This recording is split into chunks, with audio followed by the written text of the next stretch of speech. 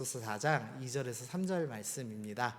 에베소서 4장 2절에서 3절 우리 한 목소리로 읽어보겠습니다. 시작. 모든 겸손과 온유로 하고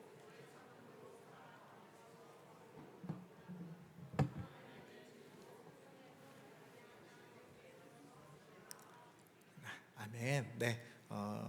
오늘은 선교 전날이라서 창세기를 잠깐 쉬고 우리 바울의 선교팀에 관한 이야기를 좀 한번 들어보도록 하겠습니다.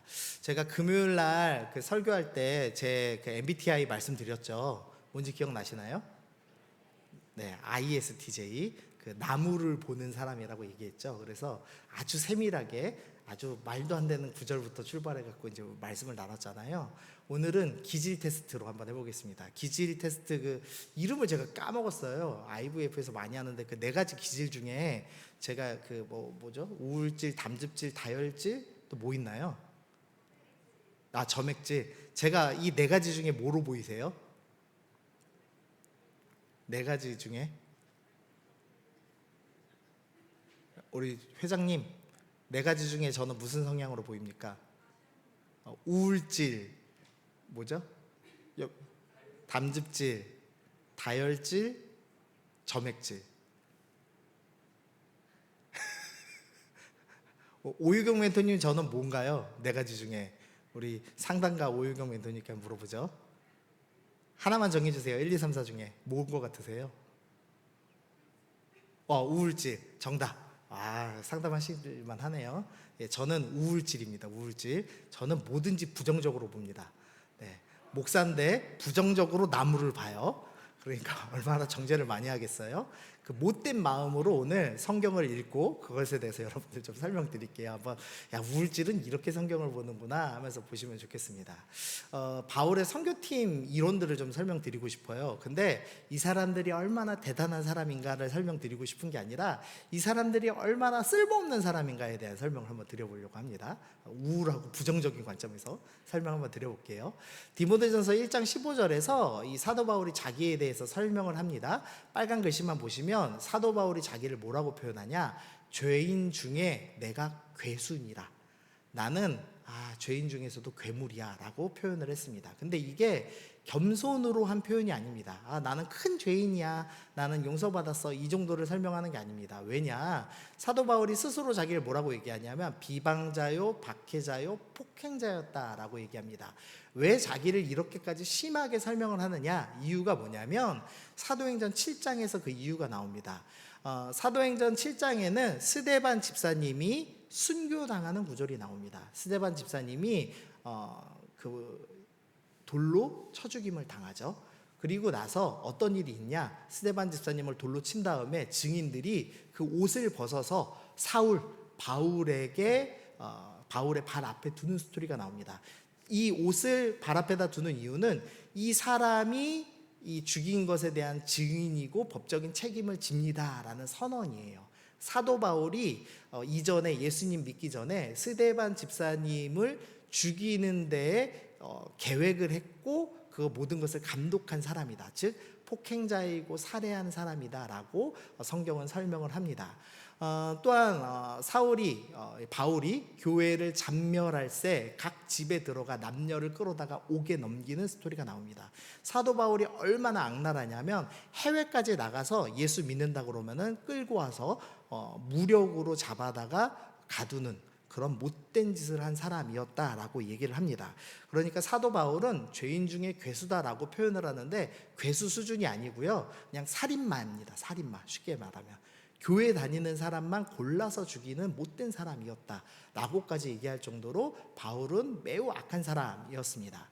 근데 거기서 그치는 게 아니라 이제 사도 바울이 예수님 믿은 뒤에도 이런 여러 가지 연약함이 있었습니다. 먼저 첫 번째로 무슨 연약함이 있었냐?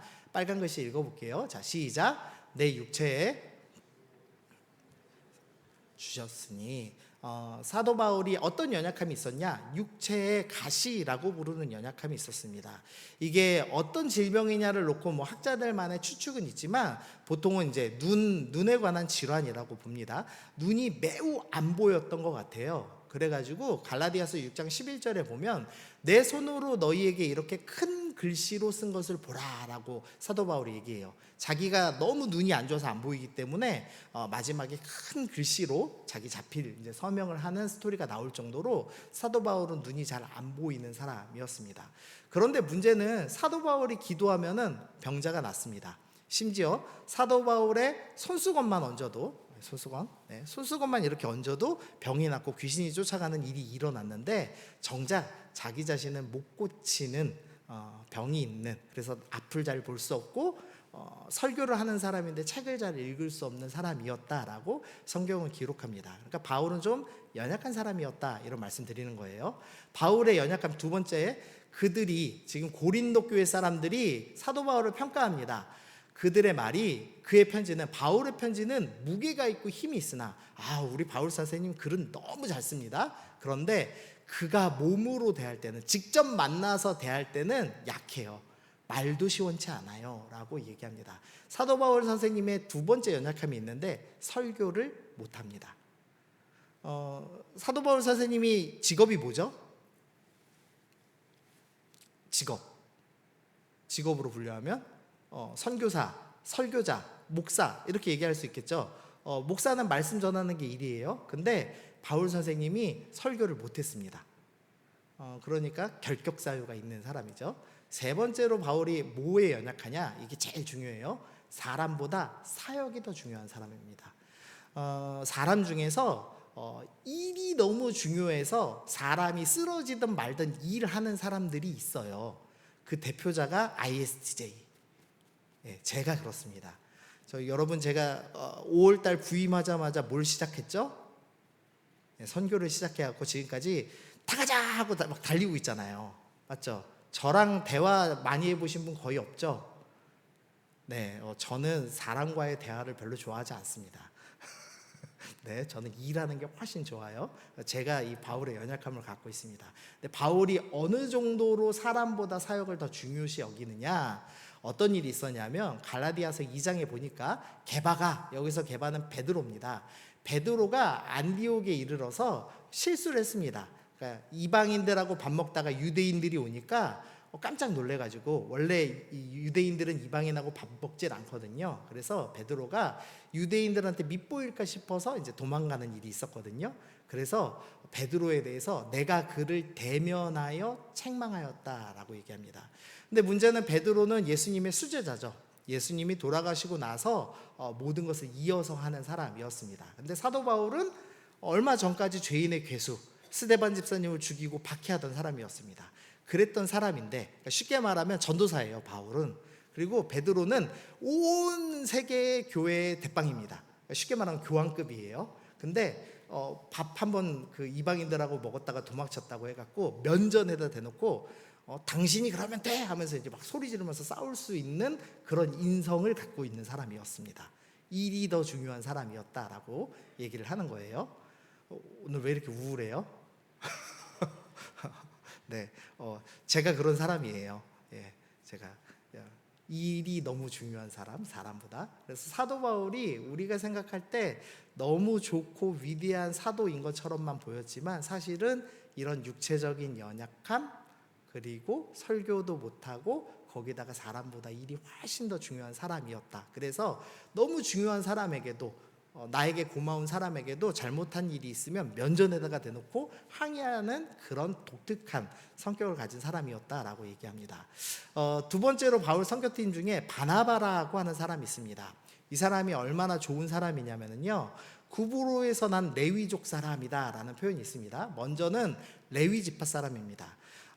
이스라엘이 멸망당하고 남유다도 멸망당하고 그 이후에 바벨론으로 포로를 잡혀갔다가 돌아오죠. 그러면서 레위 사람이 많이 남아있지 않았습니다. 근데 이 바나바의 조상들은 이 바벨론에서부터 믿음을 지키기 위해 다시 돌아오고 자신의 족속들을 철저하게 지킨 거룩한 믿음의 가문 출신이었습니다.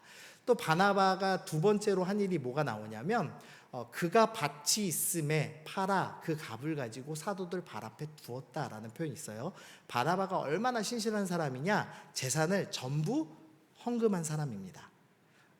여러분도 혹시 바나바처럼 재산을 전부 헌납해 보신 적이 있으십니까? 없죠? 네, 안 해도 돼요. 네, 저도 안 해봤어요. 근데 이 바나바가 제산을 드렸다는 느낌이 조금 달라요. 힌트가 하나 나오는데 구브로에서 태어났다라는 표현입니다. 이 구브로가 어디냐면은요, 작게 잘 안 보이실 텐데 요 중간에 있는 키프로스 섬이라는 곳입니다. 위에는 소아시아, 터키 지역이죠. 지금은 우리가 터키 지역을 가난하다고 생각하지만 당시에는 그리스보다 소아시아가 훨씬 더 부자였습니다. 그래서 여기서 나온 많은 물품들을 어디다 갖다 파냐? 이집트 밑에다 갖다 팔아야 되는데 문제는 지금처럼 먼 거리를 항해하기가 힘들거든요. 그러니까 어떻게 하냐? 소아시아 사람들이 키프로스 섬에다가 물건을 팝니다. 그리고 이집트 사람들이 키프로스 섬에 와서 물건을 사갑니다. 그러니까 중개 무역하는 장소가 키프로스 섬이에요. 구브로 섬이에요. 그러면 여기 출신이라는 건 무슨 의미냐? 중개 무역으로 떼돈을 벌었다라고 생각하시면 딱 맞습니다. 그러니까 어느 정도냐? 재벌 정도라고 생각하시면 돼요. 그러니까 바나바가 엄청 돈이 많은 사람인데 자기 재산을 다 헌납할 정도로 대단히 믿음 좋은 사람이었습니다. 그리고 바나바는 또 특징이 있는데 바나바라 번역하면 위로의 아들이라. 원래 이름은 그 앞에 요셉이라고 나와 있죠. 원래 이름은 요셉인데 이 사람이 너무 사람을 사랑하고 잘 위로해 줍니다. 그래서 위로의 아들이라고 해서 바나바라는 별명이 붙은 사람입니다. 그래서 이 바나바는 사역보다 사람이 먼저예요. 자, 아까 바울은 뭐가 먼저랬죠? 예, 사역이 먼저입니다. 일이 먼저입니다. 근데 바나바는 사람이 먼저였습니다. 그럼 이 둘이 한 팀이 되면 어떻게 될까요? 사도 바울은 야 우리 일해야지. 바나바는 아니야 지금 우리 너무 힘들어해 팀원이 이러면서 둘이 부딪힐 수밖에 없겠죠. 그래가지고 사고가 이제 일어나는 일들이 나와요. 이따 좀 볼게요. 자, 이 바나바가 얼마나 좋은 사람이냐? 이 바울이 스데반 집사님 죽이고서는 이제 사람들이 아무도 안 믿어주는 거예요. 예수님을 믿는데 가만히 있었습니다. 그때 어떤 일을 했냐? 사울이 예루살렘에 가서 제자들을 사귀고자 하나 저 바울은 스데반 집사 죽인 놈이잖아 해갖고 사람들이 제자됨을 믿지 않았습니다. 근데 그때 바나바가 어떻게 했냐? 이 바울을 데리고 가서 사도들에게 가서 보여줍니다. 내가 보증서 줄 테니까 이 사람 확실히 예수 믿고 변화된 사람입니다 라고 소개해 준 사람. 그 정도로 바나바는 매우 사랑이 많은 사람이었습니다. 재산 얘기 좀 다시 좀 하면은요, 그 사도행전 1장에 보면은 다락방이 하나 나옵니다. 성경에 나오는. 근데 이 다락방이라고 하니까 작아 보일 수 있는데요. 이 다락방에는 몇 명이 모여 있냐? 15절 읽어볼까요? 빨간색만 시작. 네, 120명 모이는 다락방 갖고 계신 분 혹시 계세요? 동탄에 120명 모이는 다락방을 가지려면 몇 평짜리 집에서 살아야 되나요? 100평에도 안 되겠죠? 이게 120명이 모여서 기도에 잠깐 하고 흩어지는 게 아니고요. 여기서 숙식을 합니다. 그리고 유대인들 사이에서는 이런 전설이 있어요. 어떤 전설이 있냐? 예루살렘은 절대 망하지 않는다라는 좀 묘한 전설이 있었습니다. 그래가지고 예루살렘 성 내에다가 집을 사고 싶어 했어요. 왜냐하면 망하고 싶지 않아서. 그러면은 자, 질문. 예루살렘 성 안이 땅값이 비쌀까요? 성 밖이 땅값이 비쌀까요? 성 안이 월등히 땅값이 비쌌을 거예요. 근데 거기에 120명이 숙식할 수 있는 다락방이 따로 있는 집입니다. 그러니까 부자일까요? 아닐까요? 어마어마한 부자입니다. 어마어마한 부자. 그래서 이 바나바는 재벌 한 3세쯤 된다고 생각하시면 될 것 같아요. 재벌 2세, 3세. 근데 이제 여기가 누구네 집이냐? 마가라 하는 요한의 어머니 마리아의 집입니다. 이 예루살렘에 120명 모이는 요 다락방이 마가네 집이에요. 마가네 집. 그리고 이 마가의 삼촌이 바나바입니다. 좀 스토리를 좀 이해되실지 모르겠어요. 그래서 부잣집이다만 기억하시면 되고, 바나바가 부자인데 자기는 재산 다 헌납했고 요 조카 마가 요한이 지금 있는 상태입니다. 그런데 이제 1차 전도여행 때 어떤 일을 하냐? 마가가 자기 조카를 데리고 전도여행을 가려고 합니다. 그리고 사도 바울이 함께 뭉쳐서 이 세 명이 전도여행을 가는 겁니다. 자, 바울은 뭐가 중요해요? 사역이 중요합니다. 바나바는 사람이 중요합니다. 그런데 어떤 일이 있냐? 요한이 부잣집 아들이어서 전도행을 갔는데 너무 힘든 겁니다. 그래서 요한이 도망갔어요. 밤빌리아에 있는 버가에 이르니 요한이 그들에게서 떠나 예루살렘으로 돌아갔습니다. 마가 요한이라는 사람이 중도에 포기하고 도망가는 일이 일어났습니다. 이 사도 바울 선교팀이 꽤 괜찮아 보이는 것처럼 보이지만 그렇지 않고 중도 포기하는 사람도 있고 연약한 사람들도 있었다라는 거죠. 그리고 나서 이제 2차 전도행을 다시 가려고 결정을 합니다. 근데 바나바가 어떤 일을 하냐? 사람이 중요하기 때문에 우리 조카 마가 한 번만 더 데리고 가보자 이렇게 얘기하는 겁니다. 그래서 바나바는 마가라는 요한도 데리고 가고자 합니다. 그런데 이제 바울은 뭐냐? 일이 더 중요한 사람입니다. 그러니까 바울은 밤빌리아에서 자기를 떠나 함께 일하러 가지 아니한 자 마가죠. 이 중도에 포기한 놈을 어떻게 선교에 데리고 갈 수 있냐 이래가지고 싸우기 시작합니다. 그래서 이 영적인 거장 둘이서 대판 싸움을 했습니다. 그래가지고 39절 서로 심히 다투고 피차에 갈라섰습니다. 얼마나 심하게 싸웠는지 이 둘이 갈라졌습니다. 근데 이거 보면서 저는 사도 바울은 진짜 독한 놈이구나라는 좀 생각해 보거든요. 아까 자기가 스데반 집사 죽여서 제자들하고 교제하고 싶은데 교제 못할 때 누가 보증서 줬죠? 바나바가 보증서 줬잖아요. 근데 자기 보증서 준 사람일지라도 일이 똑바로 안 될 것 같으면 절대 바나바랑 화해 안 합니다. 사도 바울이 성질이 좀 못 같아요. 네, 네. 네, 오늘 정말 분위기 안 좋네요. 큰일 났네. 자, 그래서 이제 갈라집니다. 그래서 마가는 어떤 특징이 있냐? 참을성이 부족한 사람입니다. 그리고 갈등의 원인이 되는 사람이었다라고 성경에서 얘기합니다. 그 다음에 다시 바울과 바나바 얘기 좀 하면은요, 갈라디아서 2장 남은 유대인들도 그와 같이 외식함으로 바나바도 그들의 외식에 유혹되었느니라. 이 바울이 얼마나 독한 놈이냐면 자기를 보증서 준 이 바나바에 대해서 베드로처럼 바나바도 이방인들하고 밥 먹었다가 유대인들 보고 무서워서 도망갔다를 성경에 기록해 놨어요. 바나바도 똑같이 실수했어 라고 기록해 놓을 만큼 아주 사도 바울이 아주 독한 사역 중심의 사람이었다라고 얘기할 수 있습니다. 그 다음에 이제 마가 때문에 이제 바나바는 다른 팀으로 가고 바울이 이제 새로 팀원을 구합니다. 그래서 디모데라고 하는 사람을 구합니다. 근데 이 디모데는 어떤 사람이냐? 형제들에게 칭찬받는 사람이에요. 또 이제 디모데는 어떤 특징이 있냐? 너희 사정을 진실히 생각할 자, 성도들을 진실하게 생각하는 아주 좋은 사람입니다. 그리고 그리스도의 예수의 일만 구하는 사람입니다. 그리고 세 번째로 자식이 아버지의 함과 같이 사도 바울을 아버지처럼 섬기면서 사도 바울과 함께 복음을 위해서 수고하는 믿음의 사람을 새로 팀원으로 구했습니다. 디모데가 꽤 괜찮은 사람이에요. 괜찮은 사람이니까 좋을 것 같죠? 근데 디모데도 연약함이 있습니다. 첫 번째 연약함, 디모데는 늘 두려워합니다. 그래서 사도 바울이 디모데 후서에 디모데에게 편지를 보내면서 야 두려워하지 마 라고 편지를 보낼 만큼 디모데가 소심한 사람이었습니다. 혹시 우리 지금 교회에 좀 소심한 사람 있나요? 누가 좀 소심해요? 네. 네, 그 자매님이 소심해요. 네.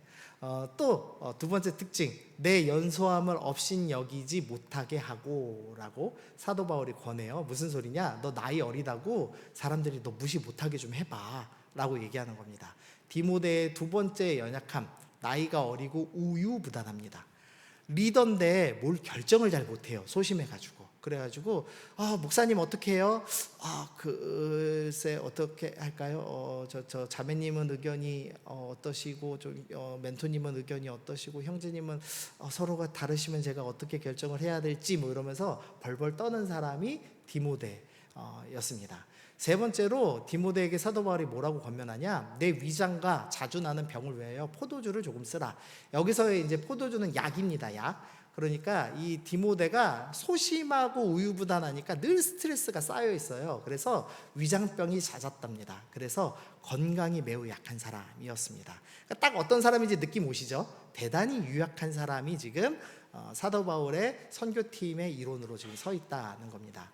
그 다음 이제 한 명 더 나와요. 그 선교팀 일원으로 의사 누가가 나옵니다. 그 의사라고 하니까 좀 괜찮아 보이죠? 안 괜찮나요? 의사랑 결혼하고 싶은 분? 아, 네. 예본자매만 결혼할지어다. 네. 근데 이 당시 의사는 우리랑 좀 개념은 다릅니다. 왜냐하면은 유대인들 개념에서는 피를 만지는 건 부정한 직업이거든요. 그리고 로마인들에게도 사실은 그 의사가 피 만지면서 뭔가 치료하는 것을 썩 이렇게 그 좋은 지식층으로 보질 않았어요. 그래서 생각보다는 좀 천합니다, 의사가 일단. 그걸 좀 염두에 두셔야 돼요. 근데 이 누가가 장점이 있습니다. 끝까지 함께하는 장점이 있어요. 근데 누가를 찾아보기가 정말 힘듭니다. 성경에서 학자들만 찾아볼 수 있는데 누가가 2차 전도여행 때부터 합류하거든요. 그러면서 누가가 자기가 따라가는 데는 뭐라고 표기했냐? 우리라는 말로만 표기해요. 자기 이름을 직접 넣어놓지 않습니다. 그래서 우리라는 말을 봐야지만 누가가 언제 같이 했는지 찾아볼 수 있는데 2차 전도여행 때 우리라는 표현으로 같이 하고 3차 전도여행에서도 우리라는 표현으로 누가가 사도 바울과 함께하고 있다는 걸 보여줘요. 그 다음에 그 사도 바울이 가이사랴라는 곳에서 붙잡혀서 로마로 죄수로 이동을 하죠. 근데 그때도 누가는 같이 배를 타고 이동하는 사람이었습니다.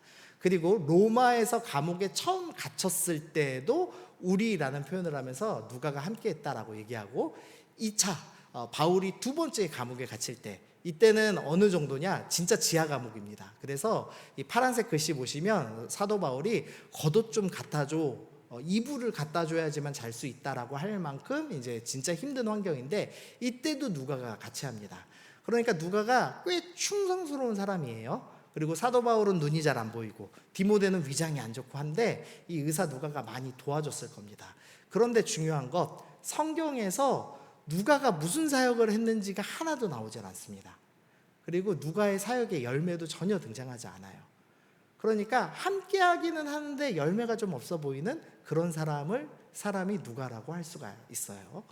자, 그 다음 마지막 에바브로디도라는 사람입니다. 이름이 어렵죠? 우리 따라해 볼까요? 잠 좀 깰 겸. 자, 에바브로디도. 자, 시작. 네, 이름이 어렵습니다. 이 사람은 어떤 사람이냐? 빌립보 교회 성도입니다. 그래서 빌립보 교회에서 선교헌금을 이제 사도 바울한테 할 때 이것을 전달해 준 사람입니다. 그런데 이 사람은 너무 열심히 많아요. 그래서 너무 열심히 섬기려다가 바로 아픕니다. 그래서 사도 바울을 도와주러 왔다가 병에 들어서 죽게 될 정도로 아팠습니다. 그래서 사도 바울 사역에 도움을 주는 게 아니라 사도 바울 사역을 방해한 사람이 되어버렸습니다. 우리 중에도 간혹 육체적 연약함을 갖고 있는 사람들이 있잖아요. 분명히 선교 가자마자 아플 사람이 있습니다. 선교 가자마자 아파가지고 사람들이 다 그 사람 눈치 보면서 도망다닐, 그리고 조용히 해, 쟤 지금 자고 있어, 뭐 이렇게 눈치 봐야 될 사람이 분명히 있을 겁니다. 근데 에바브로디도가 딱 그런 사람이었어요. 그래서 어떤 일이 있었냐? 나중에 디모데 그 빌립보 교회에서 사역자를 모시고 싶은데 자기 모교회 출신 에바브로디도를 받으면 참 좋은데 에바브로디도가 마음에 안 든 거예요. 이 사람이 도우러 가랬더니 병이나 걸리고 똑바로 사역을 못하네. 그래서 이 빌립보 교회가 디모데를 보내기를 청합니다.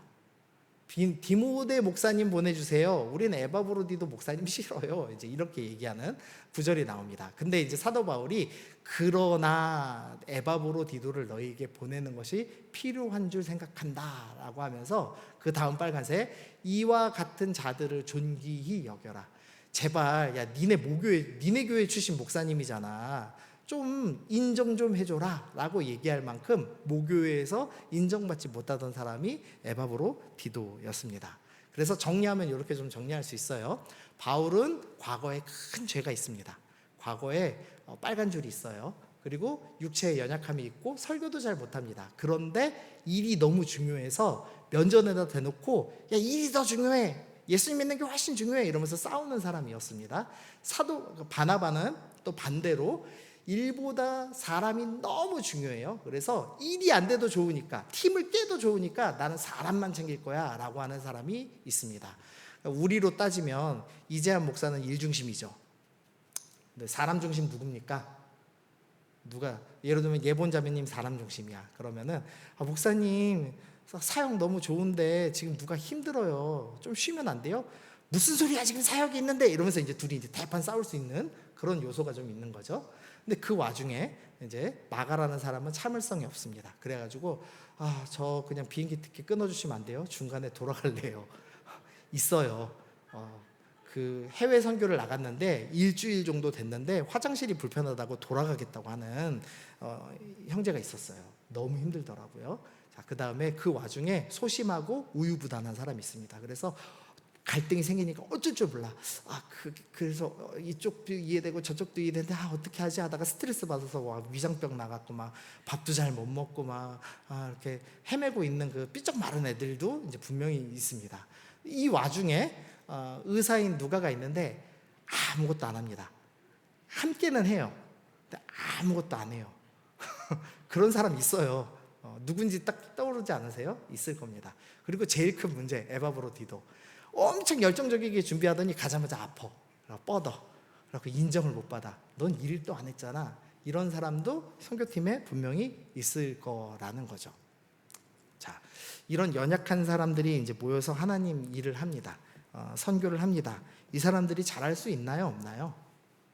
우리 일반적인 생각이면 절대 잘할 수 없죠. 왜냐하면 바울과 바나바라는 두 리더는 바라보는 관점이 다르고, 옆에 도와줘야 될 디모데라는 세컨 리더는 결정을 하지 못하고, 그리고 옆에 있는 사람들도 각자 자기의 옳은 대로 행동하고 있으니까 이 팀은 사실 잘 될 수가 없는 사람들입니다.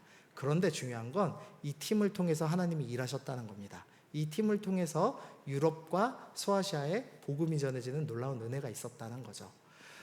하나님께서 이 사람들에게 일을 하는데요, 변화가 일어납니다. 어떤 변화가 일어나냐, 이 개인적인 변화만 좀 볼게요.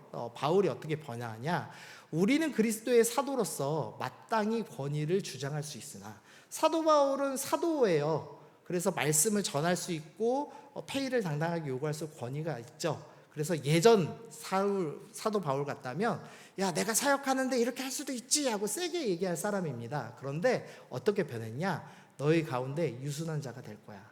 나는 너희가 우리의 사랑한 사람이야. 나는 너희를 사랑해 라고 얘기하는, 사역이 먼저였던 바울이 사람이 먼저인 사랑의 사도로 변화되는 모습을 이후에 볼 수가 있습니다.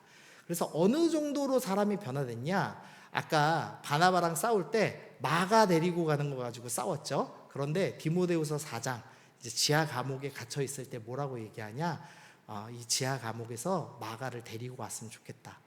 그는 나의 일에 유익한 사람이야. 처음 전도여행 갈 때만 해도 저 도망간 놈 절대 못 데리고 가 라고 얘기했던 사도 바울이 마가는 나에게 유익한 사람이야 라고 고백할 만큼 사랑의 사도로 변화되는 모습을 볼 수가 있습니다. 또 마가가 변화돼요. 마가는 아까 도망친 놈이죠. 참을성이 없던 사람이었죠. 그런데 어떻게 변화됐냐, 베드로가 마가를 뭐라고 표현하냐면 내 아들 마가라고 표현합니다. 베드로는 모든 유대인들이 예수님 다음으로 싫어하는 사람이죠. 그래서 계속 해외를 떠돌아서 이제 다닙니다. 그런데 마가가, 그 참을성 없던 마가가 베드로의 통역관이 되어서 함께했다고 합니다. 그래서 뭐 어려운 얘기 써있지만 그 파피아스라는 사람이 증언을 하는데 마가는 베드로의 통역관이었다라고 하면서 베드로가 기억하는 모든 것을 정확히 기록했다라고 합니다.